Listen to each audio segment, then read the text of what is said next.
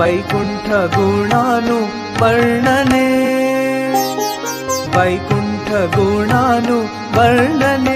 এবং এটা হচ্ছে ভক্তির হাইয়েস্ট প্রিন্সিপাল। যত ধরনের প্রিন্সিপাল আছে তার মধ্যে সর্বোত্তম প্রিন্সিপাল হচ্ছে কৃষ্ণপ্রীতি। সেই কারণে এই যে ভগবদ গীতার শেষ উপদেশ কি, মন্মনাভব মদ্ভক্ত, কিন্তু যখন সে কথা বলা হচ্ছে, রামানন্দ রায় যখন এই কথা বললেন, মহাপ্রভু কি বললেন? এহ বাহ্য আগে কহো আর। মহাপ্রভু স্বীকার করলেন না।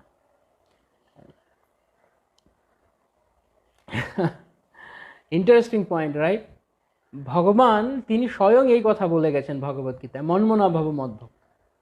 তা আমরা সবার প্রথমে এই জন্য ভগবদ গীতা পড়েছি, তখন আমরা এত কিছু বলিনি, কিন্তু তখন আমরা খুব মানে কি বলা যায়, খুব সহজভাবে আমরা এটাকে বোঝার চেষ্টা করছি। কিন্তু আমরা যত ভক্তির গভীরে প্রবেশ করতে থাকব, তখন আমরা জানব যে সর্বধর্মান পরিত্যাজ্য যেই চরম নির্দেশ গীতার, তারও ঊর্ধ্বে আরও অনেক কিছু।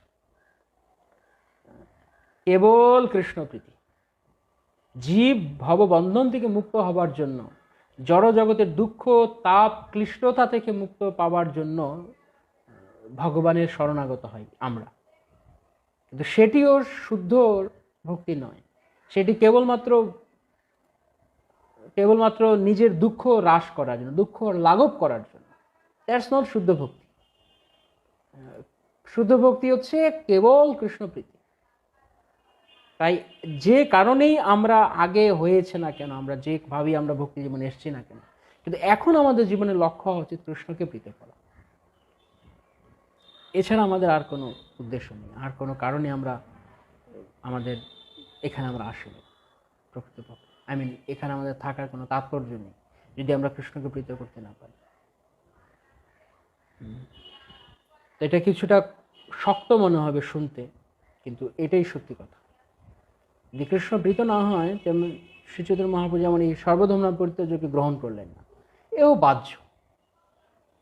এটাও এক্সটার্নাল। আরও ইন্টারনালে যাও, আরও ভেতরে আসো রামানন্দ। তখন রামানন্দ রায় যখন শেষ পর্যন্ত বলতে বর্ণাশ্রম এই সে বলতে শেষে গিয়ে যখন তিনি বললেন সে রাধাকৃষ্ণ পাদপদ্মে প্রেম ভক্তির সার, তখন বলেন তারপর তিনি আরও কথা বলছিলেন শ্রীমতী রাধারানীর প্রেমের ভাবের কথা, মহাপ্রভু গ্রহণ করেছেন।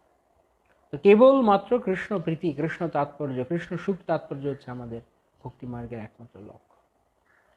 আমরা সে কথা যদি না জানি তাহলে কি বলা হয়?